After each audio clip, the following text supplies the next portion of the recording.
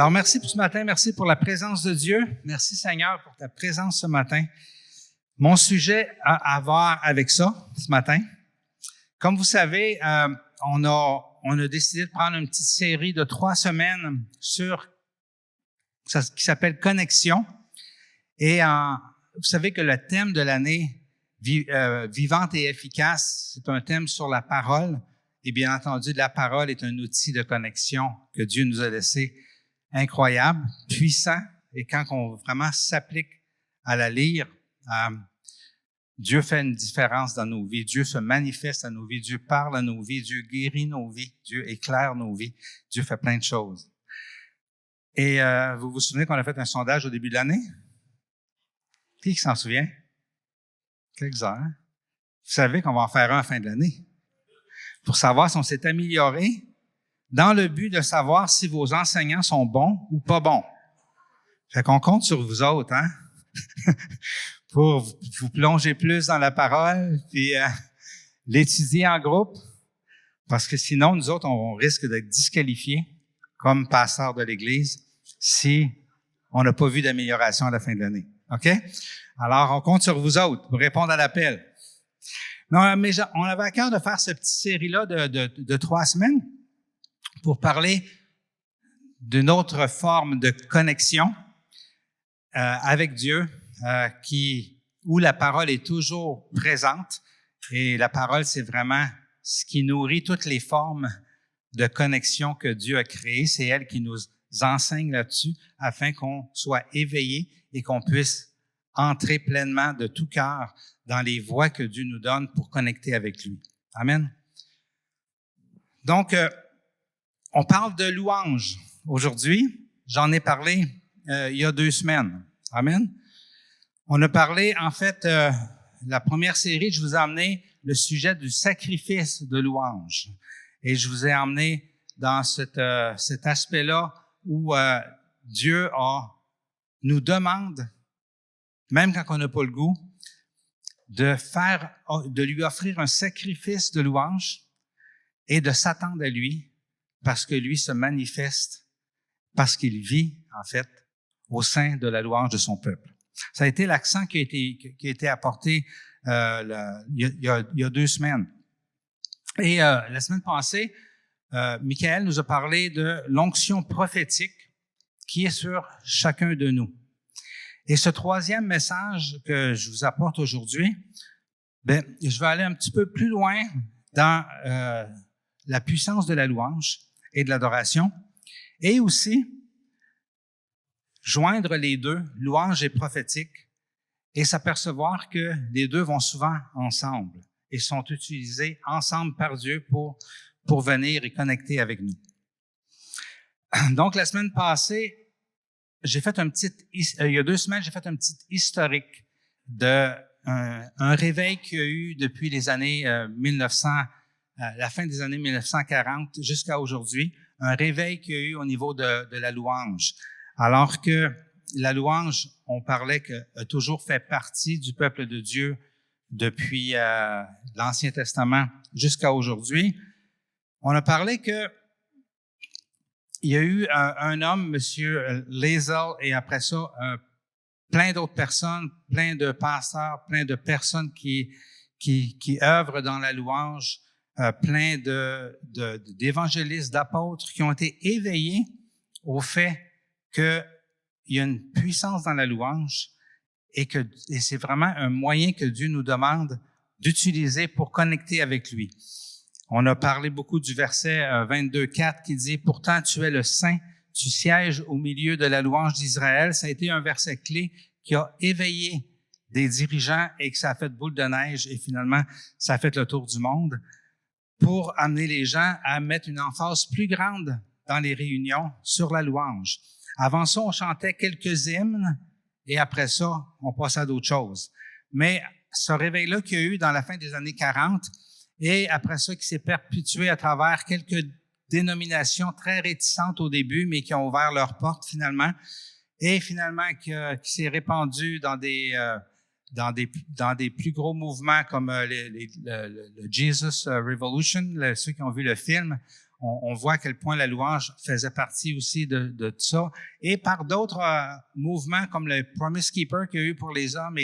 Et finalement, ça n'a pas juste fait le tour des dénominations, mais ça a fait le tour de plein de mouvements chrétiens depuis 1950 jusqu'à aujourd'hui, qui fait qu'aujourd'hui, la majorité des églises chrétiennes du monde entier mettent un emphase sur la louange parce qu'ils ont découvert que quand on offre à Dieu un sacrifice de louange, quand on y offre le sacrifice de se lever dimanche matin pour aller le louer, parce que c'est un sacrifice, hein, et pour certains plus que d'autres, et des jours plus que d'autres, quand on offre ce sacrifice-là parce qu'on croit qu'on va aller louer Dieu puis qu'il va se manifester dans la louange de son peuple, quand on lui offre le sacrifice de lui faire confiance, alors que on a plus le goût de rester assis, on a plus le goût de pas chanter, on a plus le goût de rester passif, mais qu'on lui offre ce sacrifice-là parce qu'on lui fait confiance que si on le loue, qu'il va se manifester parce qu'il vit au sein des louanges de son peuple, et parce qu'il nous demande, offrez-lui un sacrifice de louange, mais on sait qu'il va être là, qu'il va être présent, qu'il va se passer quelque chose, qu'on va sentir sa présence, qu'elle va nous faire du bien. OK? Et qui va nous équiper en même temps pour nous envoyer. Fait que c'est ça, c'est ce qu'on a exploré un petit peu il y a 2 semaines, et c'est là-dedans que je vais aller un petit peu plus profondément aujourd'hui. Amen. J'ai aimé le message de Michael la semaine passée. Le prophétique nous rapproche de Dieu et nous rapproche des uns des autres. Et ça allait vraiment avec cette mini-série qu'on apporte qui est Connexion. Et merci à Michael qui a mis la hache dans certaines pratiques de la louange, de la prophétie, ou dans l'histoire, certains prophètes imbus d'eux-mêmes qui se mettent au-dessus des autres et essayent de contrôler, dominer et faire passer le message et qui nuit à l'onction prophétique parce que ça a été mal utilisé, alors que Dieu veut, et Michael nous a appelés à vivre la prophétie, c'est-à-dire ce qui coule de Dieu, les messages de Dieu qui coulent vers nous, pour nous et pour les autres, de façon humble. En restant avec un doute que peut-être que c'est moi, peut-être que c'est pas Dieu, en soumettant ce que Dieu nous dit, mais avec respect. Respect pour ce qu'on a entendu, respect pour notre prochain. Et Michael, il a vraiment bien emmené ça, puis je pense que ça aide quand on redevient dans l'humilité et dans la vraie onction prophétique de faire revivre la prophétie. Amen. Donc, je vous amène ce message pour aller un petit peu plus profondément et vous allez voir qu'on va marier les deux, la prophétie et la louange vers la fin de mon message. Et je vous donne le titre. J'en ai 2 titres aujourd'hui. Mon premier titre, c'est « Vous et le tabernacle de David ». Vous et le tabernacle de David. On va parler du tabernacle de David, on va le décortiquer, on va le disséquer ce matin. Amen. Pourquoi vous et pas nous? J'ai l'air à pas m'inclure là-dedans. Ce que j'inclus dans le vous, c'est nous.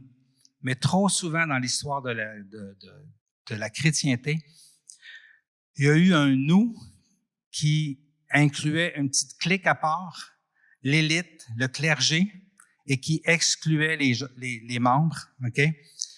Et la Nouvelle Alliance, c'est vraiment pas ça. La Nouvelle Alliance, il n'y a plus de clergé.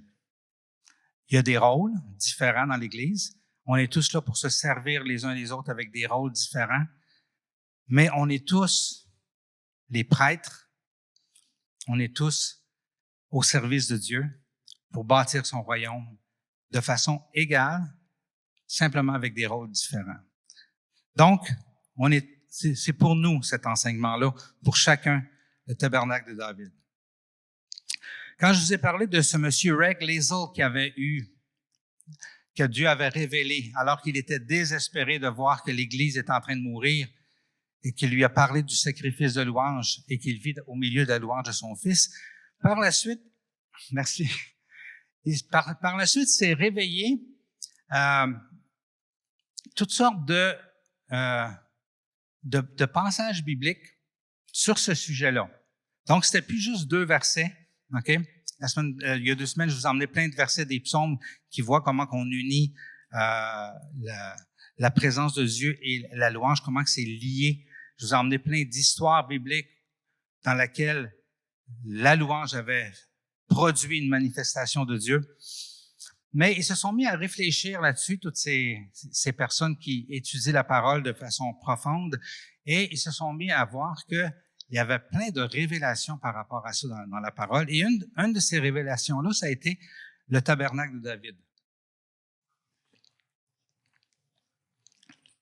Par la suite, on s'est servi aussi du tabernacle de Moïse pour comprendre l'approche à Dieu. Parce que là, tout ce qu'on parle aujourd'hui, là, tout ce qu'on parle depuis 3 semaines, c'est comment arriver à être encore plus proche, plus intime avec Dieu, comme Dieu veut le faire.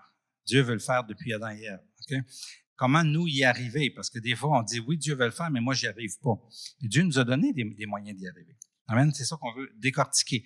Et c'est ça que ces hommes-là, on se sont mis à décortiquer en explorant différentes époques du peuple de Dieu. Et dans ces époques-là, il y avait l'époque où le tabernacle de David a été fait.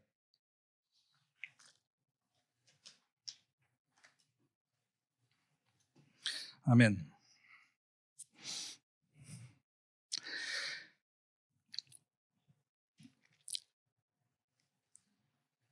Qui a chanté ce matin? Ah, c'était pas juste les musiciens ici? Donc, c'était qui les serviteurs de Dieu dans la louange ce matin? C'était vous. OK? Il y a eu des serviteurs au piano, à la guitare, à la basse, au drum, mais les voix, c'était chacun de nous. OK? Donc, nous étions les serviteurs de Dieu dans la louange ce matin lorsqu'il nous demande de lui offrir un sacrifice de louange. OK? Vous avez été choisis pour le louer. Saviez-vous ça? Et mon deuxième titre, c'est « Choisi pour le louer, pour l'adorer et pour l'entendre ». Amen. Et c'est exactement ce que le tabernacle de David était. OK? Une tente avec des gens choisis pour le louer, pour l'adorer et pour l'entendre. Amen.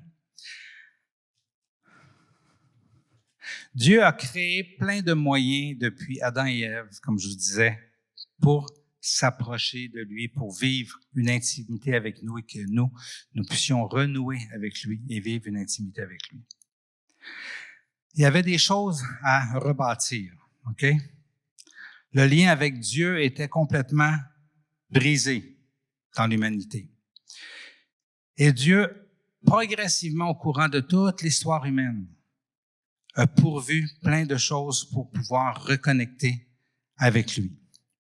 Et ça a commencé par le tabernacle de Moïse, pas celui de David. Je vais en parler très brièvement parce que ça aide à comprendre le tabernacle de David. Le tabernacle de Moïse, c'était une grande tente, OK?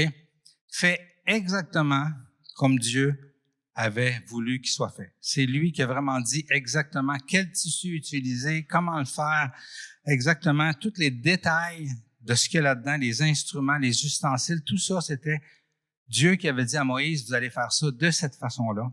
Et ils l'ont fait de cette façon-là, parce qu'il y avait une seule façon de pouvoir s'approcher de Dieu à ce moment-là, et c'était de cette façon-là.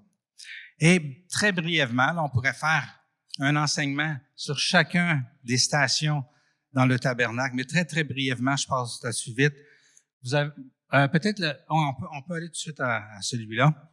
Vous voyez que tu rentrais dans les parvis, OK? Donc, dans la tente. Il est arrivé à l'autel des holocaustes, ça, c'était où il y avait des sacrifices d'animaux, OK? Tu offrais des sacrifices d'animaux pour plusieurs raisons, mais entre autres pour tes péchés. Tu mettais tes péchés sur l'animal, tu l'offrais là. Ça te permettait de t'approcher un petit peu plus. Là, tu passais par la cuve, où ce que tu te lavais. Okay? Il y avait une purification nécessaire. Et après ça, tu pouvais rentrer dans le lieu saint, où il y avait d'autres choses. Il y avait, entre autres, une table de pain qu'on sait aujourd'hui qui représente, entre autres, Jésus, le pain de vie qui s'est offert, en sacrifice pour nous, mais qui représente aussi nous, qui nous offrons, à Dieu. Donc, il faut qu'il y ait un cœur qui s'offre à Dieu pour pouvoir s'approcher de Dieu. Il y avait la lumière, le chandelier qui est la lumière de l'Esprit Saint, la lumière de Dieu. Et juste avant la tente, juste avant le lieu très saint où est la présence de Dieu et où était l'arche de l'Alliance, il y avait l'autel des parfums. Et l'autel des parfums, ça représente nos prières, nos jeûnes, notre louange à Dieu. Ça représente ce qui sort de nous vers Dieu.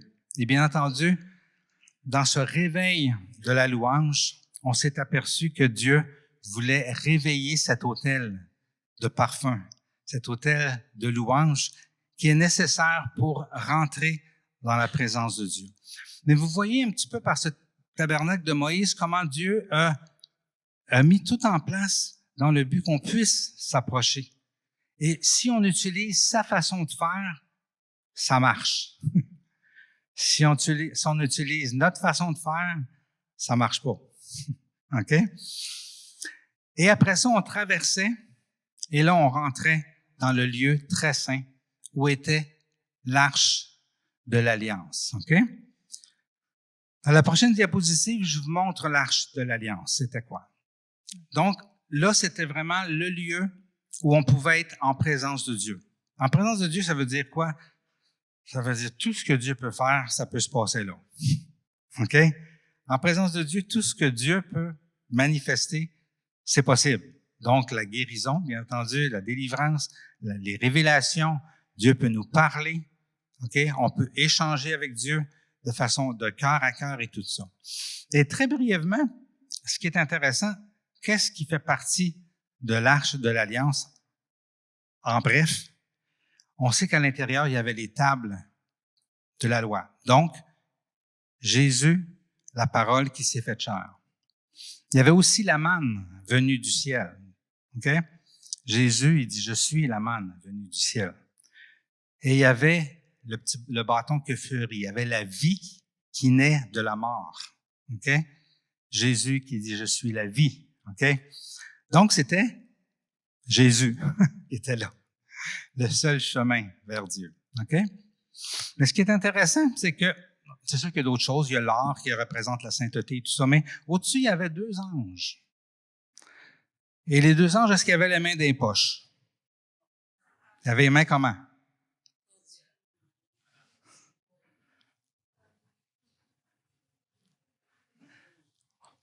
Qu'est-ce qui est le plus connu au Québec sur les anges parmi tout le monde?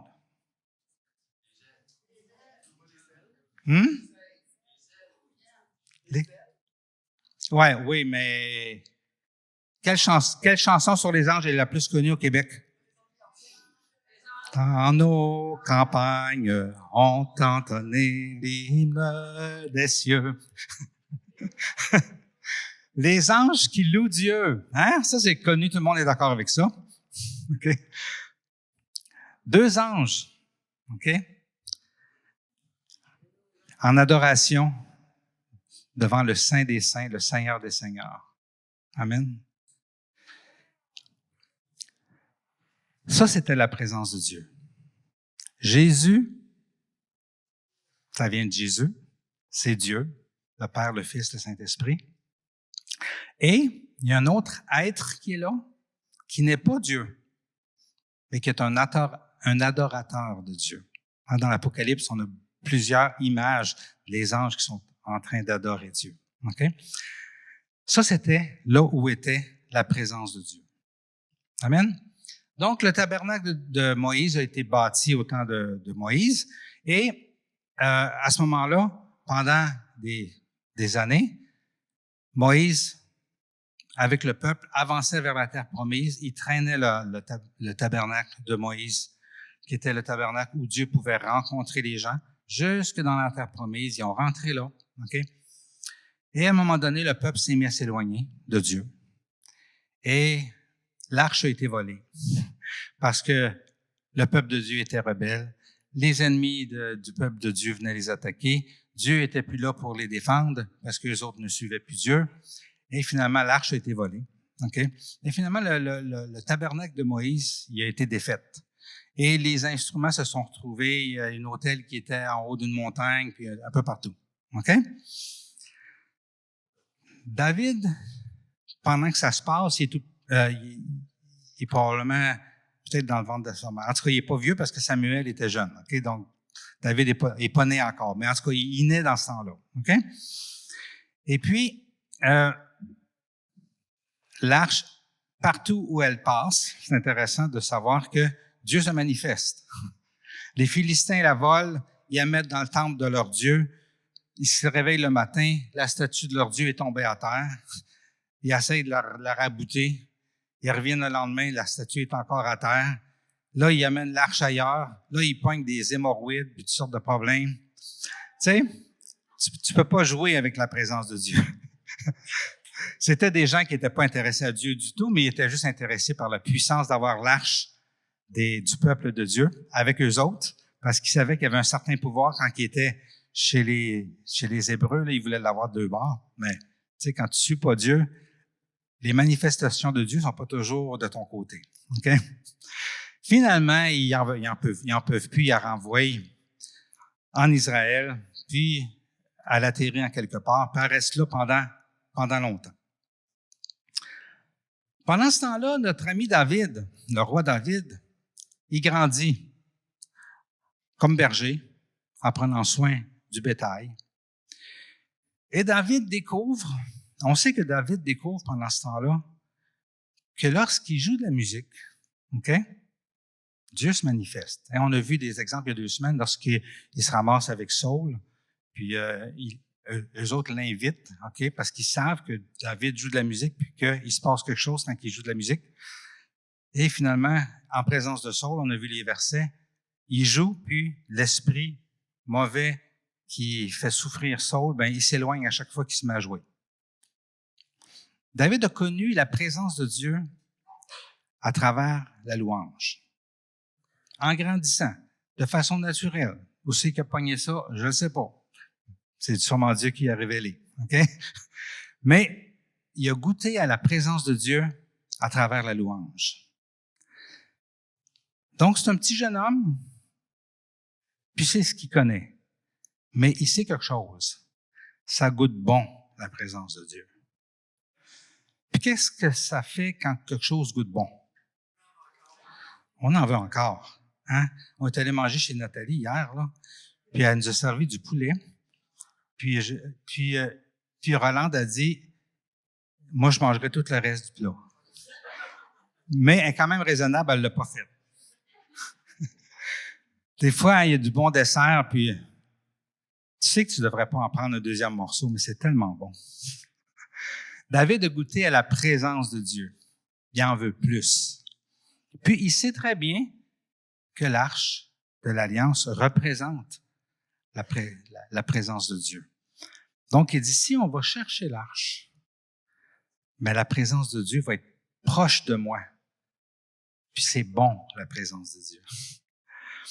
Alors, c'est sûr qu'il y a beaucoup de choses qui se passent à travers tout ça.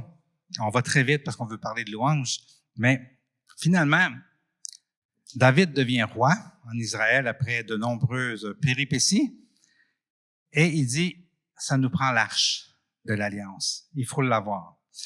Donc, il décide d'aller la chercher et de l'emmener parce qu'il veut plus de la présence de Dieu. Donc, la première tentative, ça marche pas bien parce qu'il s'en va la chercher et là, les gens l'amènent sur une charrette. Puis, au moment où sur le chemin, il y a des défauts, puis à un moment donné, ça penche, puis l'arche est pour tomber à terre. Fait qu'il y a un monsieur Uza qui s'en vient puis qui essaie de la retenir. C'est gentil de ne pas laisser tomber l'arche de Dieu à terre. Mais en y touchant, il tombe raide mort. Là, David, il n'a pas aimé ça. Il aime la présence de Dieu, mais pas quand elle se manifeste de cette façon-là. Il aime mieux d'autres façons. David a peur. Il s'en retourne, il comprend pas. Il sait pas pourquoi. OK? Il se pose plein de questions pendant 3 mois. Ils mettent l'arche ailleurs pendant ce temps-là. Et il apprend que où est-ce qu'est l'arche? Dieu se manifeste parce que la famille qui a l'arche, elle prospère. Tout va bien. Lui, il vient de vivre quelqu'un qui est mort, puis là, il voit que ça prospère, puis là, il creuse. Pourquoi? Et il se rend compte que au temps de Moïse, Dieu avait bien spécifié que juste les Lévites, juste les prêtres, qui est un sous-groupe des Lévites, avaient le droit de toucher et de transporter l'arche. Personne d'autre. Dans les 12 tribus d'Israël, une seule tribu pouvait toucher à l'arche, c'était les Lévites. Oups, erreur. Il avait fait une erreur, il n'avait pas pris ça en considération, et on ne peut pas s'approcher de Dieu comme on veut.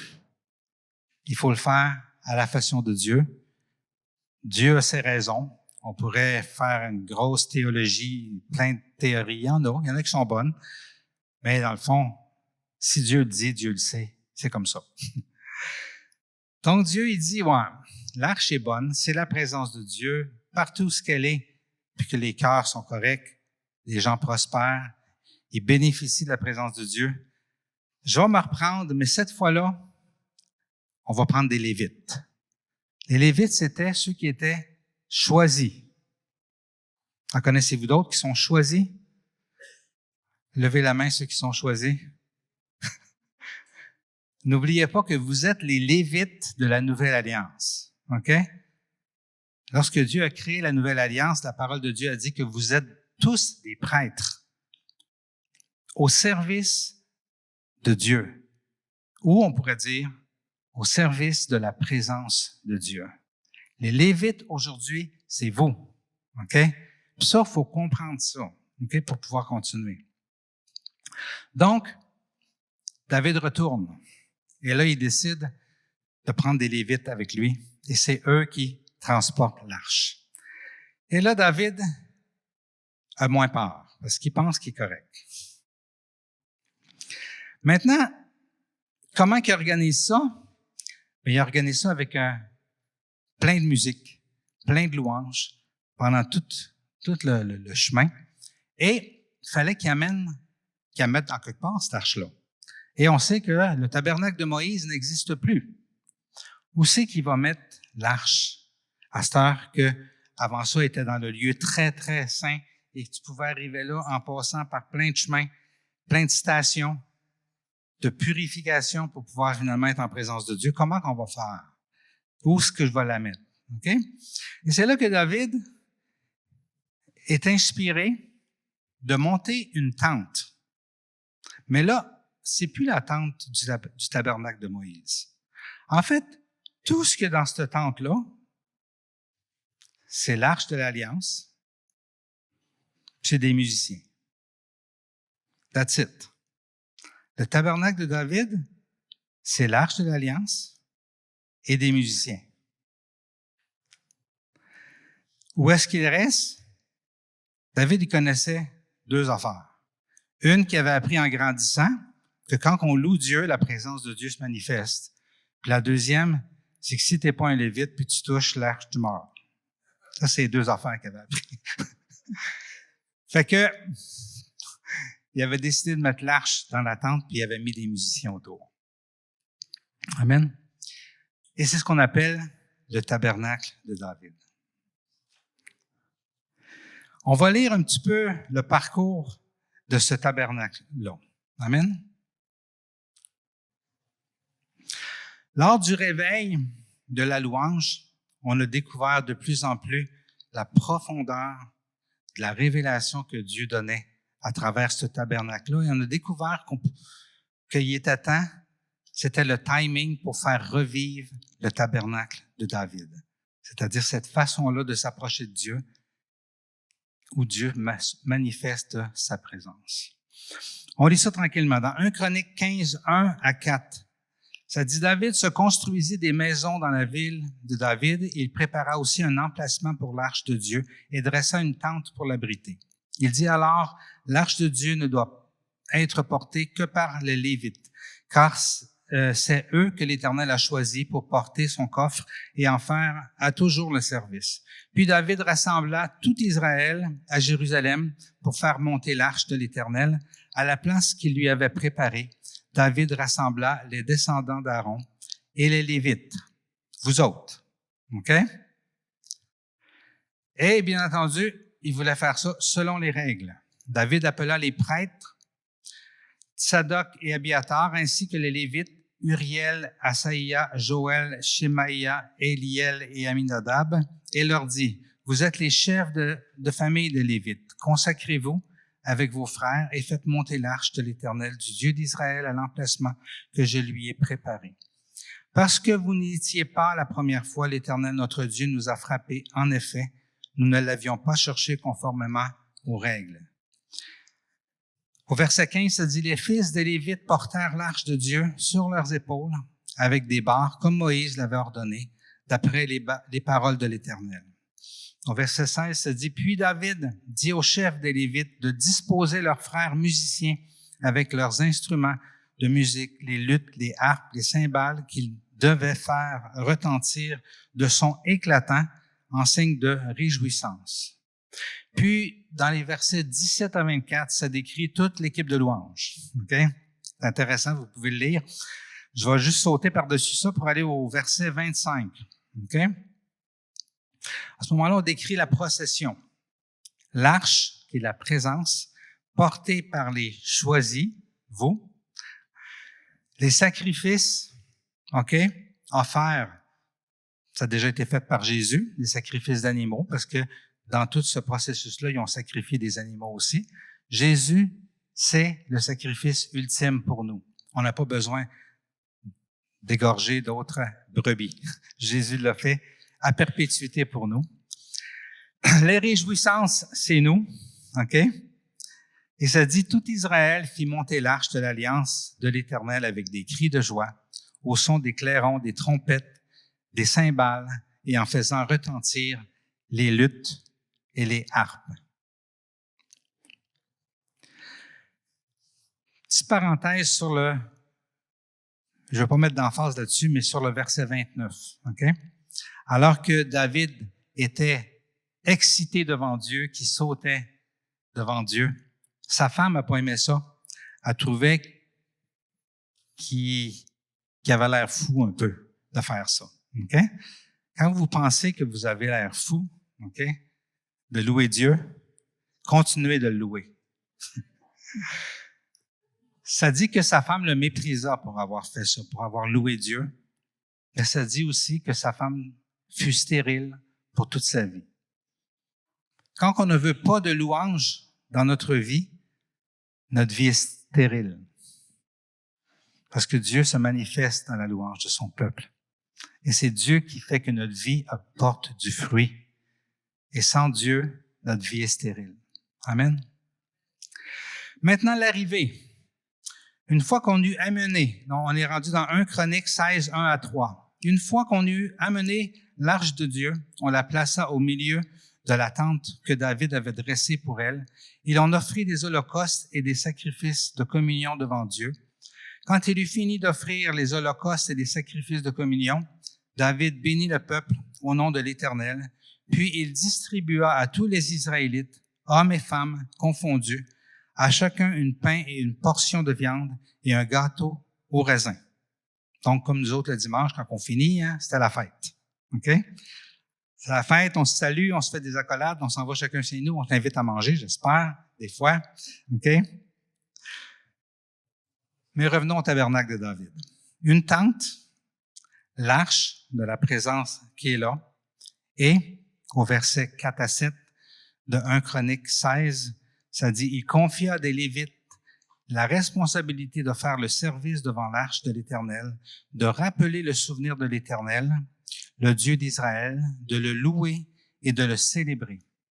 C'était Asaph, le chef, Zacharie, son second, Jéhiel, Shemiramoth, Jéhiel, Matithia, Eliab, Benaïa, mais c'est pas pratiqué beaucoup pour les noms, Obed, Édom et Jéhiel. Ils avaient des instruments de musique, des luttes, des harpes Et Asaph faisait retentir les cymbales. Amen. Les prêtres, dans le verset 7, Jachaziel sonnait continuellement de la trompette devant l'arche de l'Alliance de Dieu. C'est ce jour-là que David chargea pour la première fois Asaph et ses frères de célébrer les louanges de l'Éternel. Une nouvelle job a été créée. La job de louer Dieu constamment. Amen. Le tabernacle de David, c'est ce qu'on a besoin pour que Dieu se manifeste. Jésus, c'est la manne, c'est la vie, c'est la parole, c'est tout ça qui est dans l'arche de l'Alliance. Mais les anges qui le louent, c'est des créatures de Dieu. Et l'homme créé et la femme créée à son image, c'est aussi les créatures que Dieu a créées pour le louer. Donc, son peuple qui le loue et les musiciens, c'est un tout pour apporter le service de la présence de Dieu sur cette terre. Amen. C'est ça le tabernacle de David. C'est ce qu'on a redécouvert lors du réveil de la louange et qui se vit encore aujourd'hui dans la majorité des églises sur toute la terre. Peu importe la culture, la génération, l'éducation, les classes sociales, la connaissance biblique, peu importe. Nous sommes tous égaux dans la louange. Nous sommes tous les prêtres de Dieu dans la louange. Qu'est-ce que David a chargé Asaph de faire? Dans le verset 8, ça dit « Louez l'Éternel, faites appel à son nom, faites connaître ses hauts faits parmi les peuples, chantez en son honneur, jouez de vos instruments en son honneur, célébrez toutes ses merveilles, placez votre fierté dans son saint nom, que le cœur de ceux qui cherchent l'Éternel se réjouisse, ayez recours à l'Éternel et à sa force, recherchez constamment sa présence. Recherchez constamment sa présence. Et Dieu nous a montré comment. Amen. Dieu nous a montré comment. Rechercher sa présence, on ne peut pas se permettre de vivre sans ça. Sinon, c'est de la religion. Chercher la présence de Dieu, c'est la vie. On ne peut pas se permettre de faire des rituels. On ne peut même pas se permettre que notre louange soit un rituel. Il faut le faire avec foi. C'est pour ça que j'avais à cœur de ramener cet enseignement-là qu'on enseigne souvent depuis des décennies, depuis ces années-là du réveil, de plus en plus dans les églises, mais il faut en reparler. Il faut savoir pourquoi on passe 3/4 d'heure à louer Dieu le matin, dimanche matin. Puis pourquoi qu'on le fait en assemblée. C'est parce que c'est la convocation de Dieu qui nous dit « Rassemblez-vous, mon peuple, et venez me louer. Et vous allez voir, je vais vivre au sein de la louange de votre peuple. » La présence de Dieu, c'est notre but. On vient à l'Église pour sa présence. On s'accueille les uns les autres pour sa présence. On le loue pour sa présence. On prie pour sa présence. On fait passer les assemblées avant d'autres choses pour sa présence. On va jeûner des fois pour sa présence. On va ouvrir la parole pour sa présence. On va obéir parce qu'on ne veut pas s'éloigner de sa présence. On fait des œuvres. On prend soin des autres pour sa présence. On prie pour les gens pour voir sa présence se manifester. On le loue quand ça va bien pour sa présence. On le loue quand ça va mal pour sa présence. On le loue quand ça ne nous tente pas pour sa présence. Amen. Je vous lis une portion de ce qui suit, juste en vous demandant, essayez de penser à ce qu'on chante le dimanche matin depuis que vous venez à l'Église. Vous allez voir, c'est ce que Dieu nous demande. Hein? Souvenez-vous des merveilles qu'il a accomplies, de ses miracles, de ses jugements. Église dans la Naudière, qu'il a choisi. L'Éternel est notre Dieu.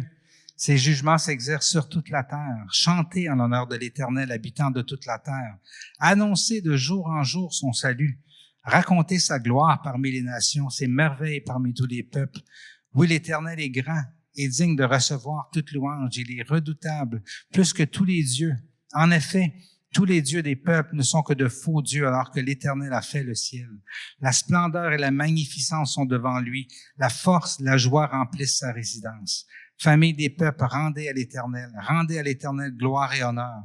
Rendez à l'Éternel la gloire due à son nom. Apportez des offrandes et venez en sa présence. Prosternez-vous devant l'Éternel avec des ornements sacrés. Tremblez devant lui, habitants de toute la terre. Le monde est ferme et il n'est pas ébranlé. Que le ciel se réjouisse, que la terre soit dans l'allégresse, que l'on dise parmi les nations, l'Éternel règne, que la mer retentisse avec tout ce qu'elle contient, que la campagne et tout ce qui s'y trouve soit en fête, que les arbres des forêts poussent des cris de joie devant l'Éternel, car il vient pour juger la terre. Célébrez l'Éternel, car il est bon. Oui, sa bonté dure éternellement. Dites, sauve-nous, toi le Dieu qui est notre sauveur. Rassemble-nous. Retire-nous du milieu des nations, ainsi nous célébrerons ton saint nom et nous mettrons notre gloire à te louer. Béni soit l'Éternel, le Dieu d'Israël, d'éternité en éternité. Et tout le peuple dit, Amen, louez l'Éternel. C'est écrit là, Amen, que vous venez de dire. C'est écrit là dans la Bible. C'est ce qu'on fait. C'est pour ça qu'on loue Dieu. C'est ça que David a demandé à ses Lévites de faire. 24 heures sur 24 dans le tabernacle de David. De célébrer Dieu en sachant que Dieu se manifeste. David qui était assoiffé de la présence de Dieu. Le sommes-nous comme lui? Ça dit dans le verset 34, David laissa Asaph et ses frères là devant l'arche de l'Alliance de l'Éternel afin qu'ils effectuent le service régulier devant l'arche suivant les exigences de chaque jour. Amen. Jour et nuit, chaque jour, les serviteurs de Dieu servaient sa présence et on offrait des holocaustes. Ça dit, il chargea le prêtre Tsadok et ses frères prêtres de servir devant le tabernacle de l'Éternel sur les hauts lieux qui se trouvaient à Gabaon. Ils devaient constamment, matin et soir, offrir à l'Éternel des holocaustes sur l'autel des holocaustes en respectant tout ce qui est écrit dans la loi de l'Éternel. Ce qu'on n'a plus besoin de faire, c'est les holocaustes. Jésus l'a fait pour nous. Ce qui nous reste à faire, l'arche étant au milieu de nous. Jésus dit, là où 2 ou 3 vous serez réunis, je serai au milieu de vous. L'arche est au milieu de nous. Ce qui nous reste à faire, c'est de le louer constamment. Amen. Ça dit, avec eux se trouvaient Éman, Jéduthun et les autres, ceux qui avaient été choisis, nommément désignés pour louer l'Éternel, car sa bonté dure éternellement. Éman, Jéduthun avait la charge des trompettes, des cymbales à faire retentir, ainsi que des instruments pour les chants en l'honneur de l'Éternel. Vous êtes le peuple choisi pour faire ça aujourd'hui, en 2024. Et checkez ce que dit Jérémie. Vous savez que, juste avant de le lire, OK? Vous savez qu'on sait que nombre de fois, on voit dans la parole que Dieu a promis à David qu'il va avoir un successeur et que les successeurs sur son trône vont se succéder pour l'éternité. Pas se succéder, mais vont être là. Il va avoir un roi sur son trône pour l'éternité. Bien entendu, on sait qu'il parlait de Jésus. Mais regardez ce que dit Jérémie. Après avoir dit, en effet, voici ce qu'a dit l'Éternel. David ne manquera jamais d'un successeur pour siéger sur le trône de la communauté d'Israël. Regardez ce qui vient après. Les prêtres lévitiques non plus ne manqueront pas d'un successeur qui se tiennent devant moi pour offrir des holocaustes, faire brûler des offrandes et présenter des sacrifices tous les jours. Vous êtes la promesse que Dieu a révélée à Jérémie et qui a prononcée. Vous êtes ces prêtres lévitiques qui offraient des sacrifices de louange à Dieu constamment depuis Jérémie jusqu'à aujourd'hui, c'est-à-dire les successeurs des Lévites qui, après Jésus-Christ, sont devenus finalement les chrétiens de toute la terre. Vous êtes ces gens-là qui continuent d'offrir des holocaustes à Dieu. Amen.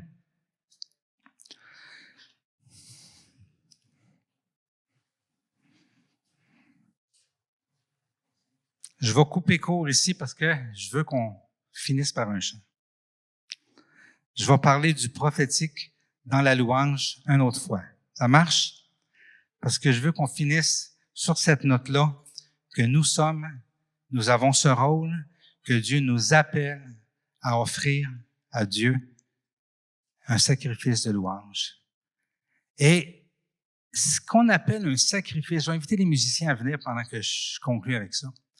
Ce qu'on appelle un sacrifice de louange, savez-vous que c'est pas un sacrifice pantoute? C'est un cadeau que Dieu nous fait. Dieu appelle ça un sacrifice parce que des fois, c'est forçant. Mais dans le fond, c'est une recette pour sa présence. Il nous demande juste de dresser un autel pour que lui vienne se manifester, nous parler, nous guérir et même sauver les personnes qui sont pas sauvées encore au sein de l'Assemblée. Dieu fait tout ça pendant la louange. Dieu désire de tout cœur cette intimité-là avec nous, son peuple. Et Dieu sait qu'il ne changera pas le sort de la terre sans passer par nous. Donc, il a besoin qu'on lui dresse cet autel-là parce que c'est par nous qu'il va venir changer tout le reste du monde. Amen. Alors, répondons à son appel ce matin et offrons-lui, semaine après semaine en assemblée, un sacrifice de louange. Amen.